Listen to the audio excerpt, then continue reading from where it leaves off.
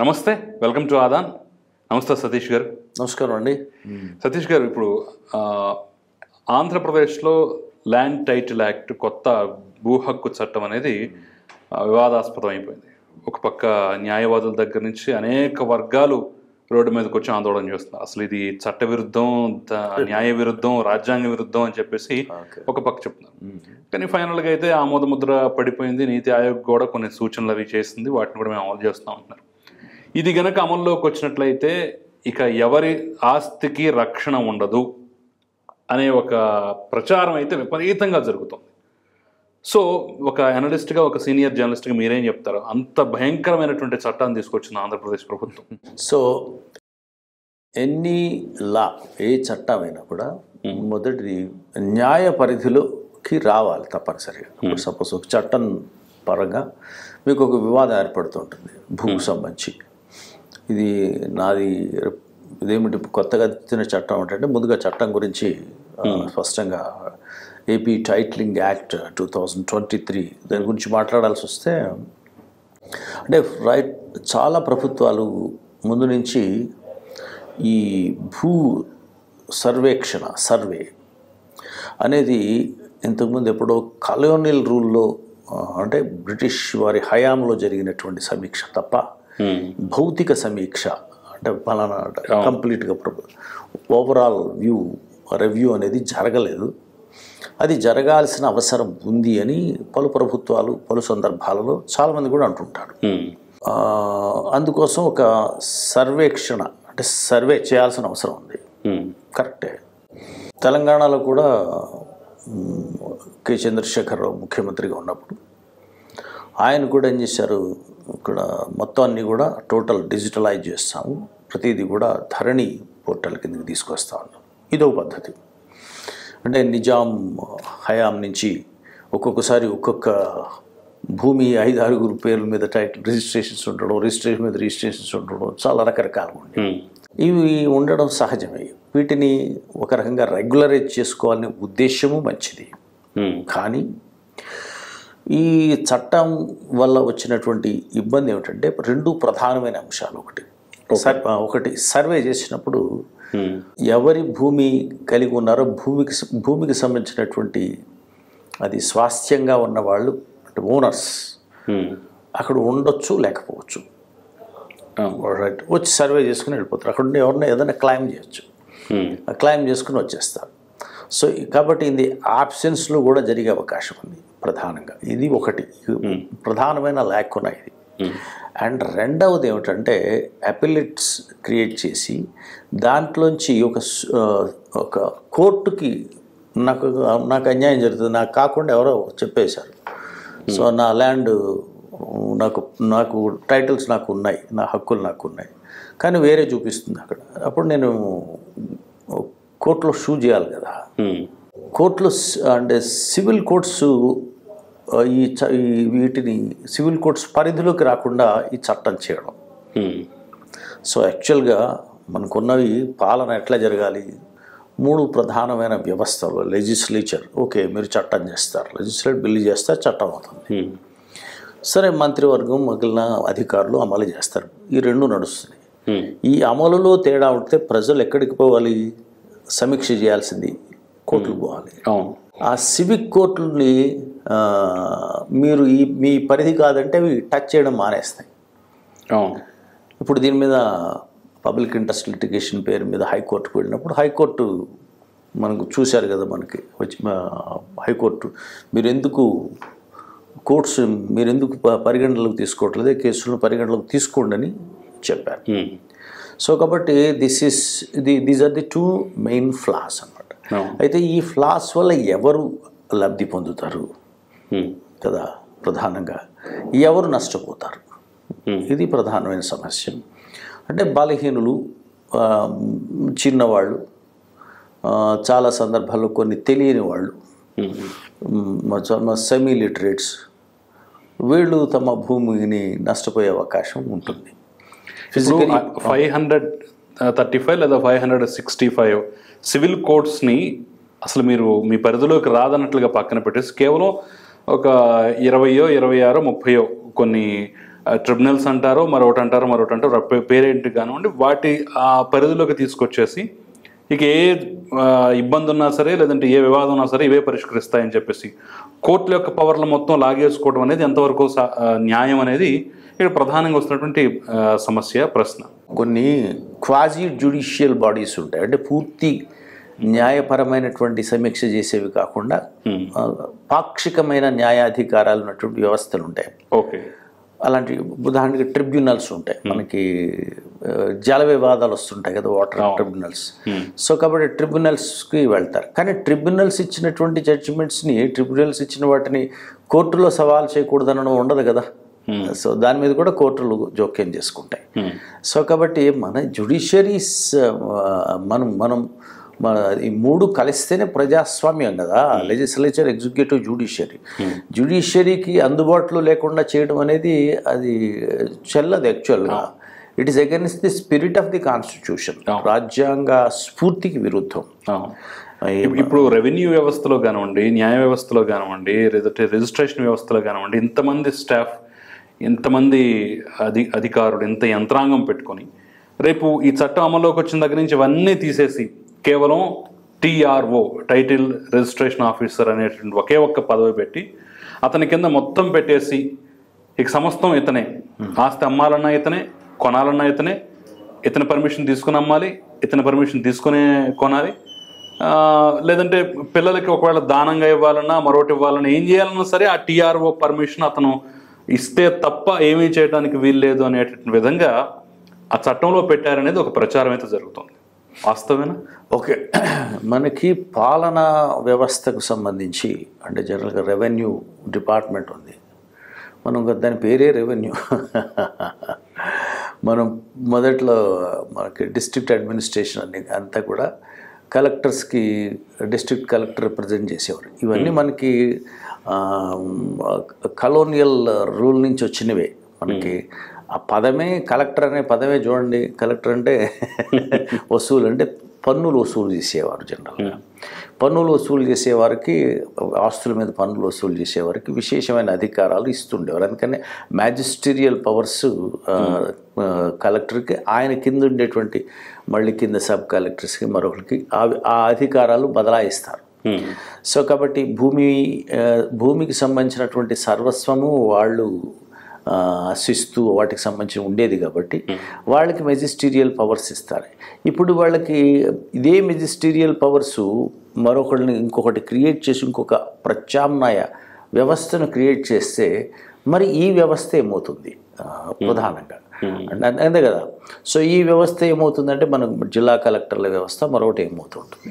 ఇదేమీ భిన్నమైన వ్యవస్థ కాదు కదా. ఒకప్పుడు భిన్నమైన వ్యవస్థ అంటే దానికి సంబంధం లేకుండా కొంచెం అతికించినటువంటి వ్యవస్థ ఉండేటువంటి పటేల్ పట్వారీ వ్యవస్థ ఉండే. ఎన్టీ రామారావు ముఖ్యమంత్రిగా ఉన్నప్పుడు వాటిని రద్దు చేశారు. సో కాబట్టి అదనంగా ఉన్నదాన్ని మనం సంస్కరించుకోవచ్చు. సో కాబట్టి అదేమి పెద్ద విషయం కాదు.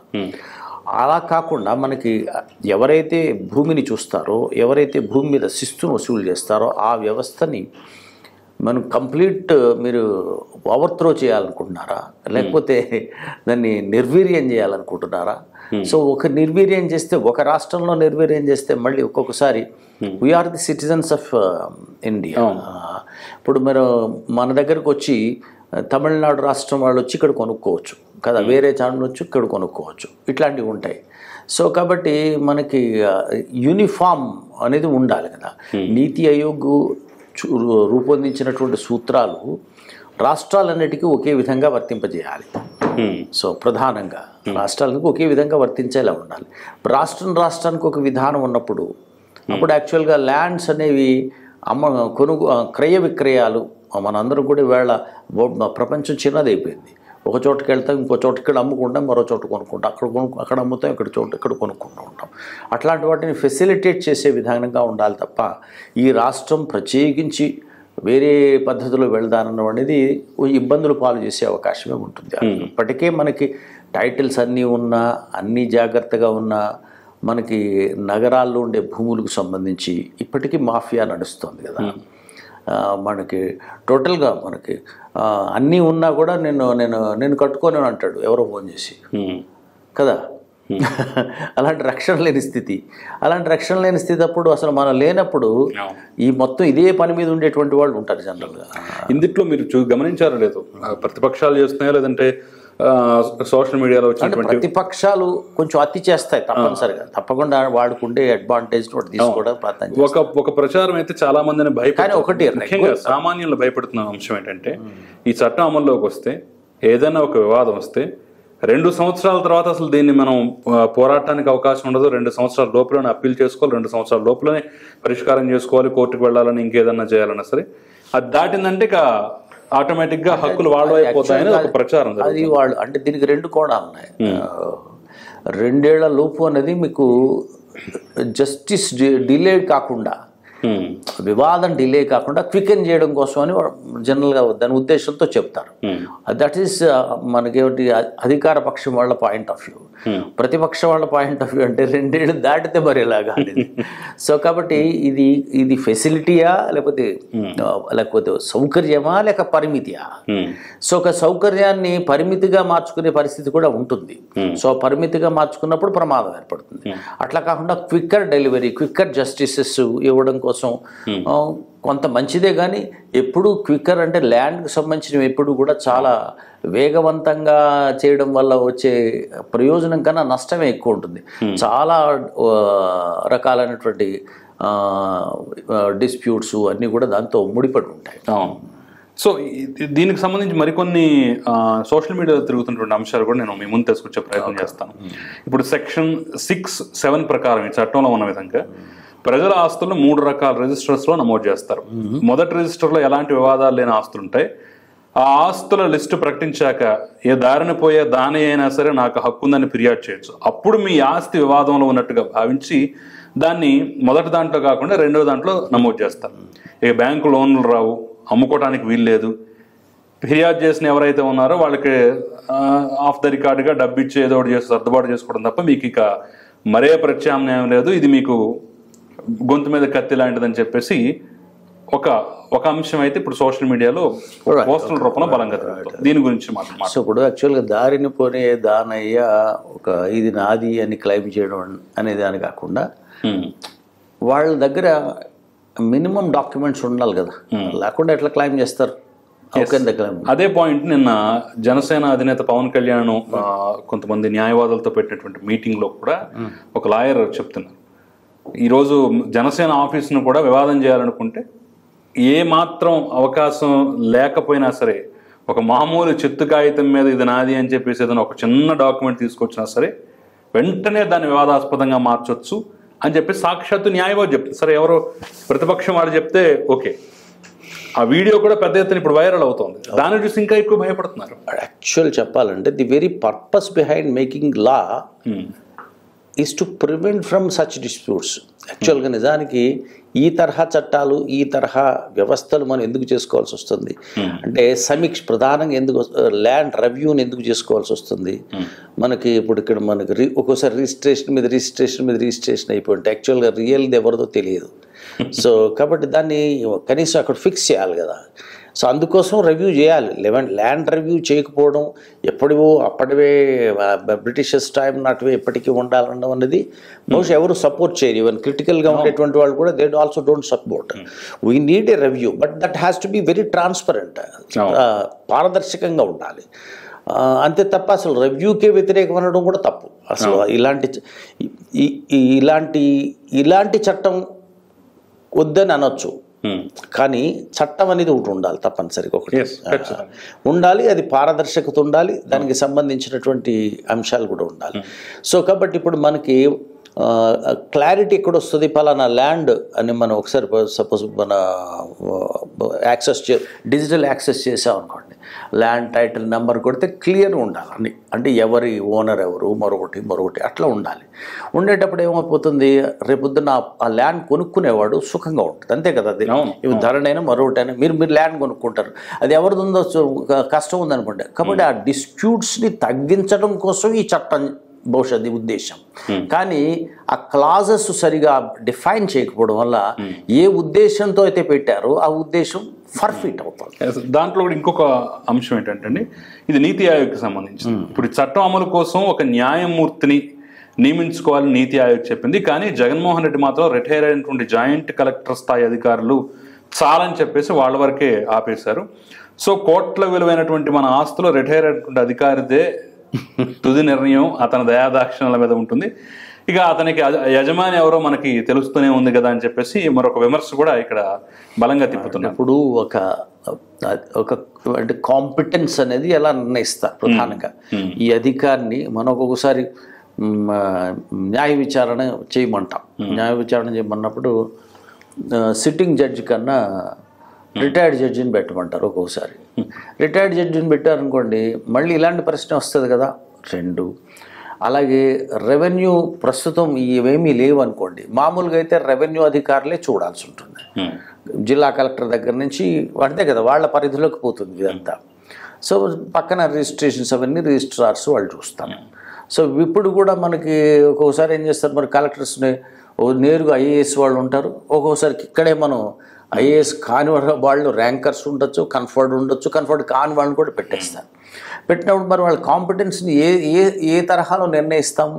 ప్రభుత్వాలు ప్రధానంగా ఇది ఒక జగన్మోహన్ రెడ్డి ప్రభుత్వానికి సంబంధించింది కాదు. అసలు ప్రభుత్వాలన్నీ ఈ విషయంలో స్పష్టంగా ఎవరు అధికారంలో ఉన్న ఒకటి నిర్ణయం తీసుకోగలగాలి. అంటే కాంపిటెన్స్ని మనం దేన్ని బట్టి నిర్ణయిస్తున్నాము. సో కాబట్టి పలానా వ్యవస్థను క్రియేట్ చేసేటప్పుడు దాంట్లో మనం మనకు అనుకూలమైన అధికారుల్ని, మన మాట వినేటువంటి అధికారుల్ని, మన తైనాతీలుగా ఉండేటువంటి అధికారుల్ని తీసుకోవాలనేటువంటి దానికి మనం చట్టరూపేణ మార్గం వేసుకోకూడదు. అది ఖచ్చితంగా అదే చెప్తున్నారు. ఇప్పుడు దీంట్లో కూడా ఎవరైతే అధికారిని నియమిస్తారో వాళ్ళు ఒక వివాదం పరిష్కరిస్తారనుకోండి, ఒకవేళ అది నచ్చకపోతే దీనికి అప్పీల్ చేసుకునేటువంటి అవకాశం లేదు. కేవలం రివిజన్ మాత్రమే ఉండేటటువంటి ఛాన్స్ ఉంది అనేటటువంటి పాయింట్ కూడా ఇందులో పెట్టారని చెప్పేసి ఒక ప్రచారం జరుగుతుంది. అంటే రివిజన్ అంటే కేవలం ఆ నోటీసులు అందాయా లేదా, సరిగ్గా అందాయా లేదా, అందకపోతే మళ్ళీ రివిజన్ అంటే సాంకేతికమనే మనం ఎందుకు అనుకోవాలి? మీరు చెప్పే వాటిలో సాంకేతికాలే ఎక్కువ ఉన్నాయి. అంటే అందేయా లేదని దానికోసం ఎందుకు అనుకోవాలి? యాక్చువల్ అలాంటి చేసుకునే అవకాశం లేకపోతే అది మరి అదే డెఫినెట్లీ ఫస్ట్ థింగ్ అంటే కోర్ట్స్ యొక్క జోక్యం స్పష్టంగా అన్ని కోర్టుల యొక్క జోక్యం, సివిల్ కోర్టులకు జోక్యం ఉండి తీరాలి. అవును. సో అవి ఉన్నప్పుడు మనకి వీటిలో సగం సమస్యలు ఏర్పడిపోతాయి. రెండవది సమీక్ష చేసేటప్పుడు, ల్యాండ్ రెవ్యూని చేసేటప్పుడు మీరు డ్రోన్స్తో చేస్తారో, చాలా రకరకాల మెథడ్స్తో చేస్తారో, దేంతో చేస్తారో, బట్ ఎవరైతే దాన్ని ఇది మాది అని కంపీట్ చేస్తారో వాళ్ళ ప్రజెన్స్లో జరగాలి అది. కాబట్టి హక్కుదారుడు ఎవరైతే ఉంటాడో, ఒరిజినల్గా రాసిన దాంట్లో ఎవరు ఉంటారు, లేదు వివాదం ఉంటే ఇద్దరు ఉండవు, చోటు జరగాలి వాళ్ళకి. అంతే తప్ప ఇందేర్ ఆప్షన్ సర్వే జరగడం అనేది కుదరదు. సో ఈ రెండింటినీ తక్షణం వాళ్ళు మార్చుకోవాల్సిన అవసరం ఉంటుంది చట్టంలో. అలా లేనప్పుడు మనకి దానికి మిస్యూజ్ చేసేటువంటి అవకాశం ఉంటుంది. ఓకే, రేపు ఒకవేళ ఈయన ఉన్నారు, రేపొద్దున ఇంకో కొత్త ప్రభుత్వం వచ్చింది అనుకోండి, ప్రభుత్వం వచ్చిన తర్వాత మళ్ళీ వాళ్ళకుండే మెజారిటీ చట్టాన్ని మార్చుకునే అవకాశం కూడా ఉంటుంది కదా, మార్చుకోవచ్చు కదా. దానికన్నా ఇప్పుడు ఏంటంటే యాక్చువల్గా ది సెంటర్ కూడా మనది మనది రెండు కూడా బోత్ యూనిటరీ అండ్ ఫెడరల్ కాబట్టి, కానీ మనకి అధికారాల్లో భూమికి సంబంధించిన అధికారాలు రాష్ట్రానికి ప్రధానంగా వస్తాయి. కాబట్టి నీతి ఆయోగ్ యొక్క సూత్రాలని మొత్తం రాష్ట్రాల మధ్య ఏకీభావం తీసుకురావాల్సిన అవసరం నీతి ఆయోగ్ కూడా ఉంటుంది. సో కాబట్టి ఏంటంటే ఒత్తిడి చేయలేదు. ది సెంటర్ కెనాట్ ఆస్క్ అంటే cannot force the government, state government to do that. ఎందుకోసం? భూమి అనేది, ల్యాండ్ అనేది స్టేట్ లిస్టులోకి వస్తుంది, సెంట్రల్ లిస్టులో కాదు. ఇక్కడ కంటోన్మెంట్ ల్యాండ్స్ అలాంటివి తప్ప మిగిలిన ల్యాండ్స్ అన్నీ కూడా స్టేట్ లిస్ట్కి వస్తుంది. స్టేట్కి సర్వాధికారాలు ఉంటాయి. ఉండేటప్పుడు కాకపోతే ఏంటంటే అది మీరు దేశంలో భాగం, మీరు వేరే కాదు. అంచేత అందరినీ మిగిలిన ఒక కామనాలిటీని సీఎంస్ అందరితో పాటు ఒక యూనిఫార్మిటీని తేవడానికి నీతి ఆయోగ్ ప్రయత్నం చేయాలి తప్పనిసరిగా. సహజంగా ల్యాండ్కి సంబంధించి ఎక్కడైనా వివాదం ఉన్నప్పుడు సహజంగా కోర్టులకు వెళ్ళడం ఇవన్నీ జరుగుతుంది. ఈ చట్ట ప్రకారం కోర్టుకు వెళ్ళకూడదు అనేటటువంటి క్లాజ్ పెట్టడం, లేదంటే వాటికి వాళ్ళ పరిధిలోంచి తీసివేయడం అనేది అనుమానాలు వస్తున్నాయి ముందు.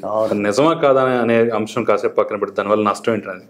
అట్ ద సేమ్ టైం ఇప్పుడు ఇంత వ్యవస్థ, ఇంత యంత్రాంగం ఉంచుకొని కూడా న్యాయ వివాదం పరిష్కారం కాకపోవడం, లేదంటే భూ వివాదాల పరిష్కారం కాకపోయినటువంటి సందర్భాలు మనం చూస్తున్న నేపథ్యంలో ఇప్పుడు మొత్తాన్ని కుదించేసేసి ఏదో ఒక చిన్న వ్యవస్థగా దాన్ని ఇంత పెద్ద వ్యవస్థను కాస్త చిన్న వ్యవస్థగా మార్చేసి దీని ద్వారానే చేస్తామన్నప్పుడు వివాదాలు పెరుగుతాయంటారా, తగ్గుతాయంటారా? యాక్చువల్గా ఈ లోపాలు రావడానికి ప్రధానమైన కారణం ఏంటంటే, ఒకటి స్టేక్ హోల్డర్స్ని చట్టాన్ని రూపొందించేటప్పుడు, బిల్లు రూపంలోనే రూపొందించేటప్పుడు వాళ్ళని ఇన్వాల్వ్ చేయకపోవడం, అట్లాగే ఏది కూడా ఏకపక్షంగా చేయడం. దానికి మామూలుగా సభా సంఘాలు కానీ వేయడం కానీ, అఖిలపక్ష సంఘాలతో చర్చలు జరపడం కానీ ఇట్లాంటివి. అలాగే మనకి బోల్డని రైతు సంఘాలు ఉన్నాయి, వాళ్ళని చర్చ జరిగిన విషయం కూడా ఎవరికి తెలియదు. సో కాబట్టి స్టేక్ హోల్డర్స్ని ఇన్వాల్వ్ చేయకుండా చేసే ఏ బిల్లు అయినా ఈ పరిమితి ఉంటుంది. అంచేత ఈ ప్రధానంగా ఇంత విస్తృత ప్రభావం ఉన్నటువంటి చట్టాన్ని ఈ ప్రభుత్వమే కదా, రేపు వచ్చే ప్రభుత్వాలు కానీ, లేకపోతే మళ్ళీ తిరిగి ఆ ప్రభుత్వం వచ్చినా కానీ, సో ఇది దృష్టిలో పెట్టుకోవాల్సిన అవసరం ఉంటుంది. అయినప్పటికీ కూడా మనకు ఉండేటువంటి భారత రాజ్యాంగం ప్రకారంగా కానీ దీన్ని సవాల్ చేసుకునే హక్కు ఆల్రెడీ సవాల్ చేశారు. హైకోర్టు కూడా ఇంటర్ఫీర్ అయినట్టు మన వార్తలు వచ్చాయి.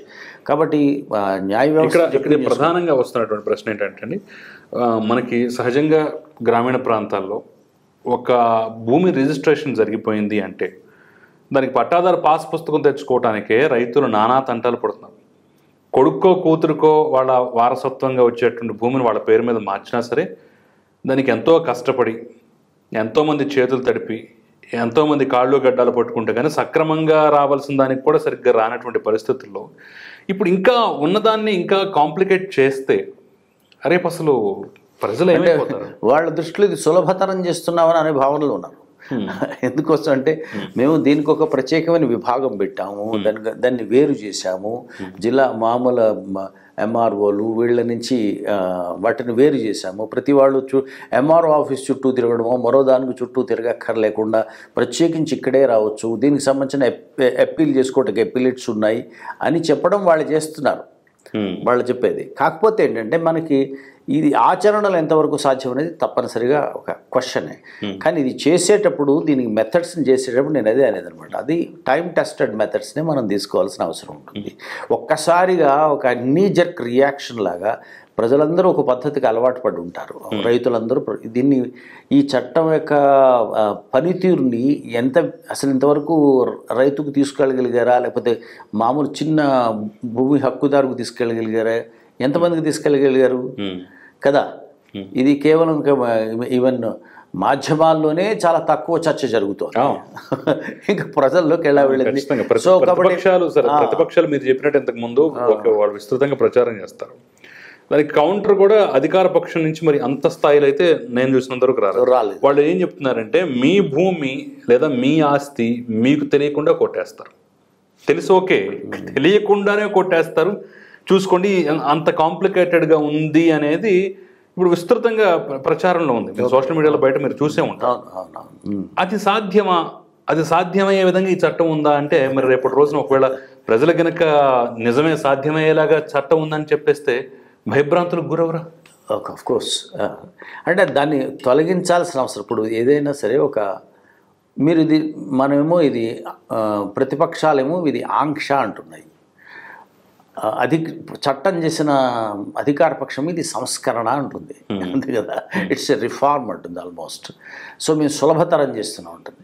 ప్రతిపక్షాలు ఏమంటున్నాయి, మీరు సులభతరం కాదు, ఒక రకంగా గోప్యత పెంచారు, పారదర్శకత తీసేశారు, ట్రాన్స్పరెన్సీ తీసేశారు, ఒపాసిటీ ఉంది అది. కాబట్టి ఈ ఒపాసిటీలు గోప్యత వల్ల ఏమవుతుంది, సో అసలు హక్కుదారు ఎవరో తెలియకుండానే వాడు వెళ్ళి చూసుకునేటప్పుడు రేపొద్దున యాక్సెస్ చేసేటప్పుడు తన ల్యాండ్ వేరే వాళ్ళ పేరు మీద ఉన్నట్టుగా ఉందనుకోండి, ఒక హఠాత్తుకు గురవుతాడు, షాక్ గురవుతాడు అనే భావనలో బిడ్డవాడు.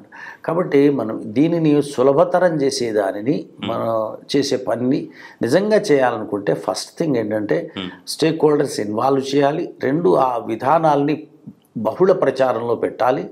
సో కాబట్టి ఇంకొకటి ఇలా చేసేటప్పుడు ఏం చేయాలంటే ఒకటో రెండో ఒక మోడల్ మండల్నో మోడల్ దాన్నో తీసుకుని దాన్ని ఎక్స్పెరిమెంట్ చేసి దాని ఫలితాల ఆధారంగా మిగిలినవి అనుమోలు జరుగుతాయి. ఇలాంటి మెథడ్స్ ఏమీ జరగలేదు కాబట్టి ఇది ఆచరణగా భిన్నంగా కనిపిస్తోంది.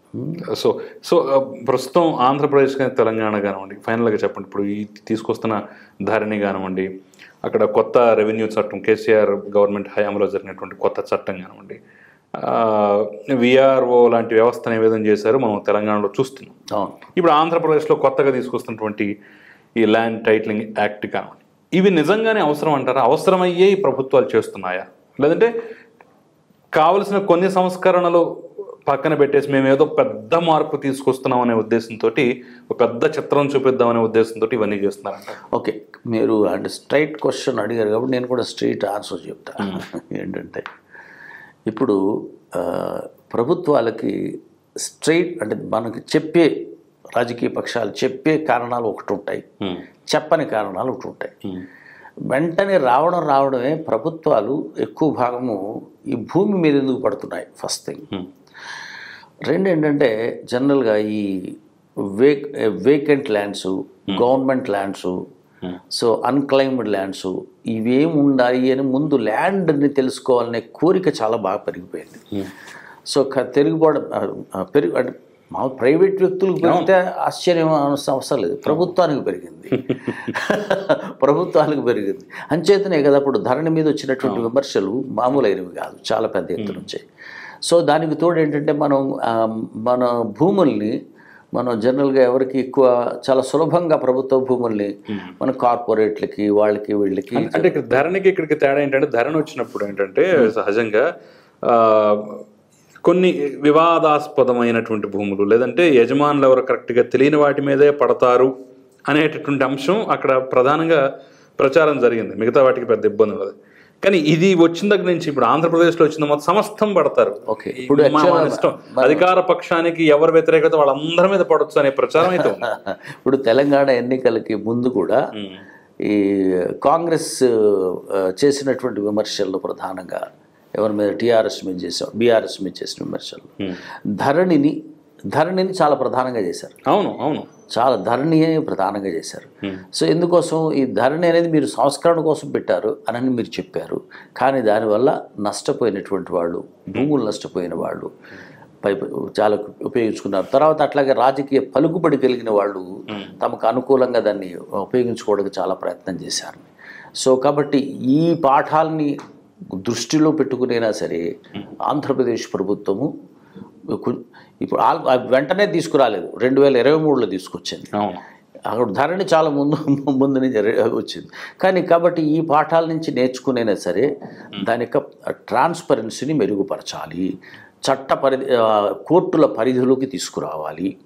అండ్ తర్వాత సర్వేక్షణ అనేది గుట్టు చప్పుడు కాకుండా చేయకూడదు, ప్రయర్ నోటీస్తో ప్రయర్ విట్నెసెస్తో చేయాలి. సో ఇవి ప్రధానమైనటువంటి అంశాలు. అప్పుడు మాత్రమే అలాగే మీ చేసే విధానాన్ని ప్రజలకు తెలియచెప్పాలి, ప్రతిదీ తెలియచెప్పాలి, స్టేక్ హోల్డర్స్ని పరిగణలోకి తీసుకోవాలి.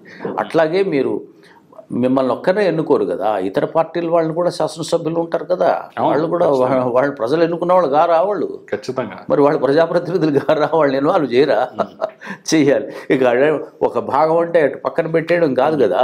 అంటే అసలు ఇప్పుడు ఈ చట్టాలన్నీ అవసరం అంటారా? ఉన్నటువంటి వ్యవస్థని మెరుగుపరచకుండా, లోపాలు అనేది సరిదిద్దకుండా కొత్త చట్టాలు, అర్థం కాని చట్టాలు, కొత్త అనుమానాలు పెంచే చట్టాలు అవసరం అంటారు? ఒక రిఫార్మ్ చేయాలనుకోండి, ఆల్రెడీ ఉన్న పాత చట్టాన్ని మార్పు చేయాలి కదా. మార్పు చేయకుండా చేయలేం కదా. ఇప్పుడు ఏదన్నా చాలా లాంగ్ పెండింగ్ ఉందనుకోండి, దాన్ని మార్పు చేయాల్సిన అవసరం ఉంటుంది. కానీ మార్పు చేసేటప్పుడు అంతకన్నా మెరుగైనది కావాలి. మార్పు అనివార్యం తప్పనిసరిగా. అసలు చట్టమే వద్దనుకోవడం పొరపాటు. సో కాబట్టి ఆ చట్టం ఆ మార్పుకి, అనుకూలమైన మార్పుకి, అంటే ప్రజలకు మేలైన మార్పుకి, సులభమైన మార్పుకి ఉండాలి. ఇవాళ ఉండేటువంటి సాంకేతిక పరిజ్ఞానం పెరిగిన దానికి ఉపయోగించుకున్నట్టు కూడా మనం యాక్చువల్గా మన మొబైల్లో చూస్తున్న ల్యాండ్ స్టేటస్ ఏంటంటే ఈజీగా కొనుక్కునేలా ఉండాలి. సో మిడిల్ మెన్ మోసాలకి తగ్గించగలగాలి. రియల్ ఎస్టేట్ వాళ్ళు లేకపోతే బిల్డర్స్ ఆకాశంలో ఎక్కడ చూపించేసి ఎడారిని చూపించి అమ్మేస్తుంటారు కదా, దాన్ని తగ్గించగలగాలి. రిజిస్ట్రేషన్ రిజిస్ట్రేషన్లు ఏం చేస్తారు కదా, తీసుకెళ్ళి ఎవరు దాన్ని ఏం చేసేవారు, దాన్ని ఇవన్నీ అవసరం ఉన్నాయి, తప్పనిసరిగా అవసరం ఉన్నాయి. కానీ ఈ అవసరం ప్రజల సౌకర్యాన్ని ఇచ్చే విధంగా ఉండాలి, కానీ తిరిగి మళ్ళీ నేను భూమి కోల్పోతానేమో అనే భయాన్ని సృష్టించే విధంగా మాత్రం ఉండకూడదు.